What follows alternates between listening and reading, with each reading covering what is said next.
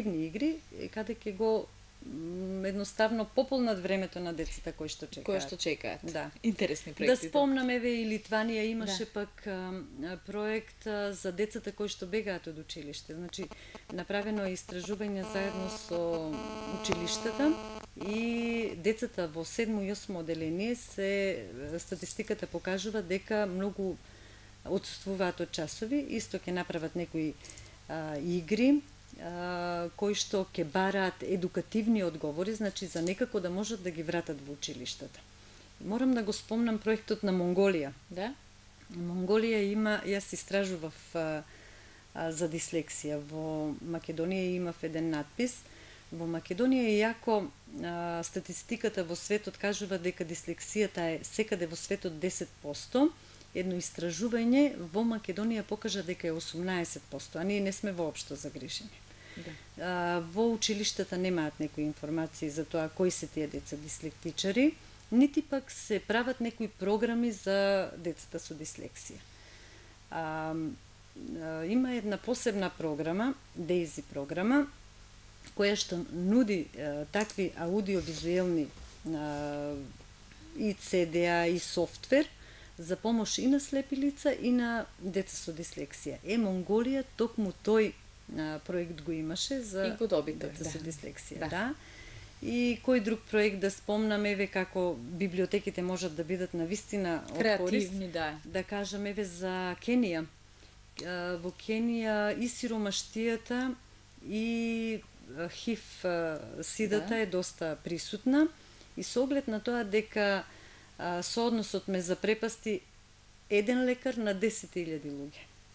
Значи, многу од луѓето барале информација во библиотеките, така да, еве сега библиотеките ќе бидат во улога да ги даваат сите информации за лицата некако да им, мислам да можат да им помогнат. Ајде да ги спомнам и Мексико, значи они се добитник. Исто интересен проект, некаде околу 40% од населението во Мексико се маи и не го знаат сопствениот јазик, значи не зборуваат на сопствениот јазик. Сега библиотеките, значи во 160 библиотеки ќе биде инсталиран еден посебен софтвер кој се вика Куќа на знаење. И ќе им се помогне на луѓето да го учат јазикот на маите. Исто интересен проект имаше и Камбоџа.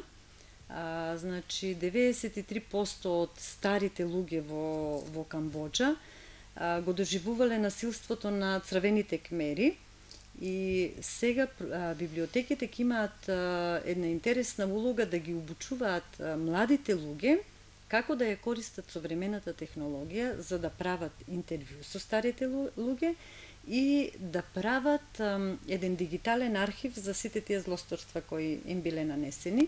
Значи, подоцна тој дигитален архив ќе биде пренесен и во програмата, мислам, во учебната програма. Да. Не знам дали не се заборавив. Гана имаш, Гана и Непал уште. Да. Уште тие се два, може да ги споменам ако имаме време. Значи, Гана обучува некаде околу 200 лица, млади лица, кои ќе бидат лидери во своите средини, кои што подоцна ќе ги пренесуваат IT вештините на други лица, сметајќи дека јазот дигитален ќе им помогне, ако се надмине, ќе им помогне во намалувањето на сиромаштијата. Гана е навистина сиромашна земја. Интересен проект имаше и Замбија. Замбија имаше една координатор на проектот беше од Америка, од една невладина организација, сакајќи да им помогне и во изградбата на библиотеката во Замбија. Мислам беше интересен начинот како се залаги од библиотекарите во Америка собира по $100 за изградба на библиотеката во Замбија. И има интересен проект за набавка на мини лаптоп компјутери за децата кои што ќе можат да ја учат азбуката на сопствениот јазик. Значи сега го учат англискиот, а го забораваат сопствениот јазик, така да еве улогата на библиотеката тука. И значи само не го спомнав Непал. Непал не беше и присутен на состанокот, меѓутоа има интересен проект за обука на луѓето за наечи чии занаети се во изумирање, значи да ги обучат да работат во нови Photoshop програми или некои други програми, Да. и да можат преку интернет да вршат маркетинг на своите производи. Да, навистина интересни проекти. Да. Еве, за прв пат верувам дека и нашите гледачи слушнаа нешто интересно, што навистина библиотеките го нудат и како проекти ќе го реализираат во своите земји од каде што доаѓаат. Меѓутоа ние да се вратиме на нашиот проект кој што ќе се реализира овде во Радовиш. Проектот е добар, очекувате секако и добри резултати од овој проект. Меѓутоа, да се навратиме дали на огласот ќе имаме секако одредена старосна граница на луѓето, кои што ќе можат да се пријавуваат по огласот, малце ќе ве навратам назад, бидејќи сепак факт е, иако нели вие кажувате дека бројката, мислам, возраста од 20 до 40 години, меѓутоа имаме и повозрастни кои навистина најве се уште немаат фатено ни компјутер, не знаат на кој начин, меѓутоа нив ги сметаме повозрастни, а вие сте насочени овие луѓе кои што ќе ги обучувате понатаму полесно да аплицираат и да наоѓаат работа, така ли? Значи 60 лица, првично 60 лица ќе бидат комплетно обучени. Меѓутоа не значи дека и другите лица ќе немаат бенефит од проектот, бидејќи тоа не го спомнавме, со проектот се планира да се како линк направи на постоечката веб страна на библиотеката, значи друга веб страна која што ќе има информации за невработени лица.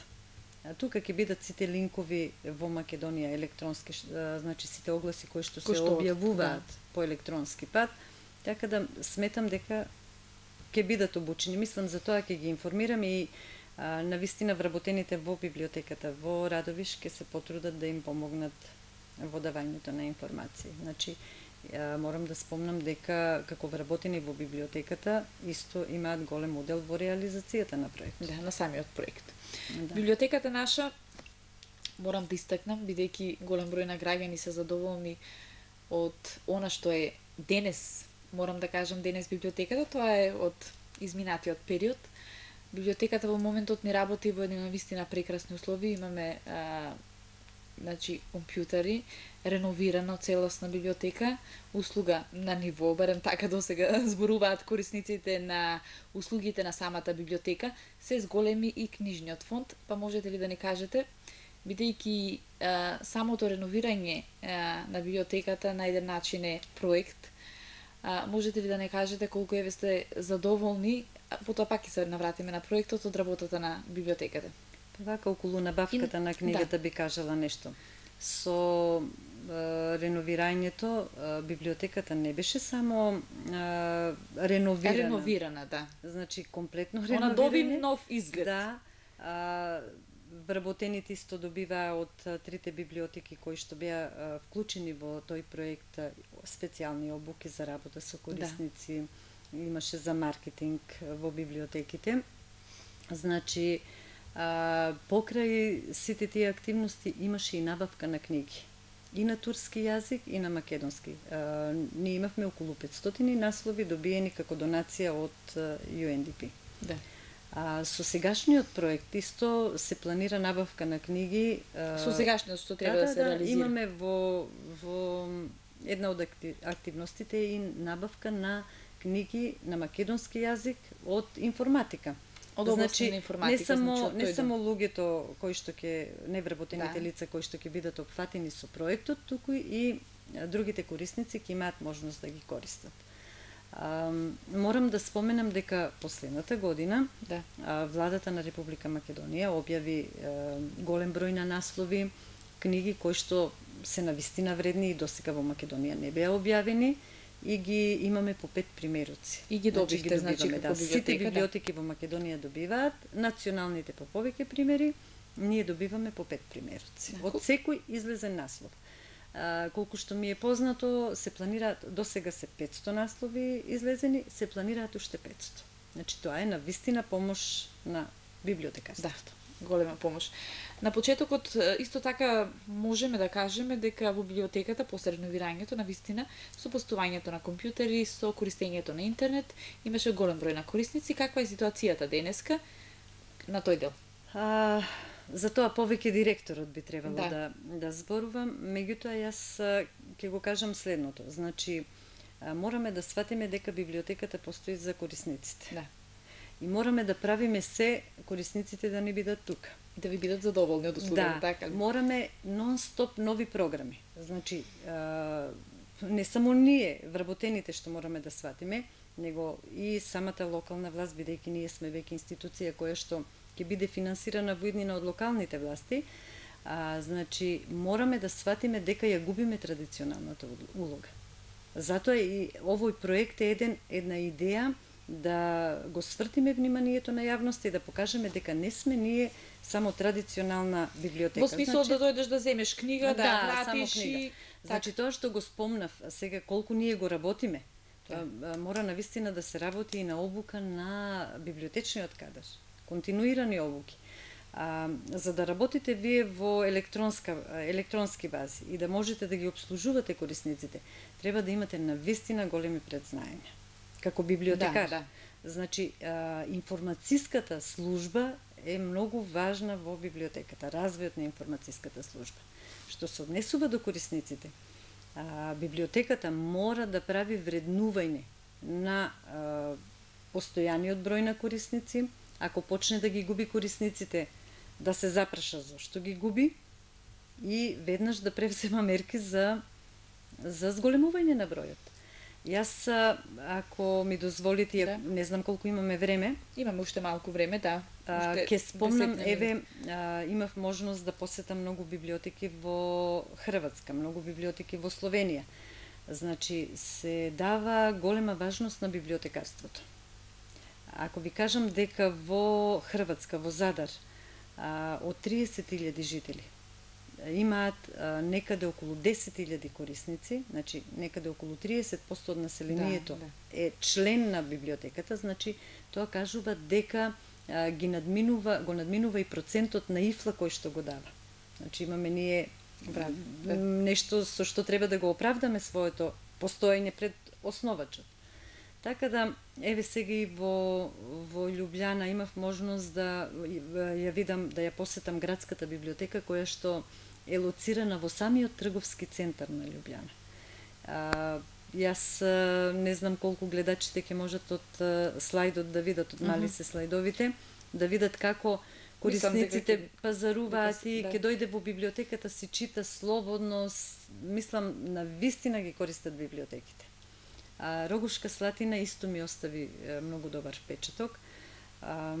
Таму исто библиотеката е лоцирана во трговски центар Тушима на првиот спрат. Во подрумот е библиотека. 1000 квадрати, прекрасни услови и прекрасни услуги за корисниците. Но она што сакам да го кажам е библиотеката во Целје.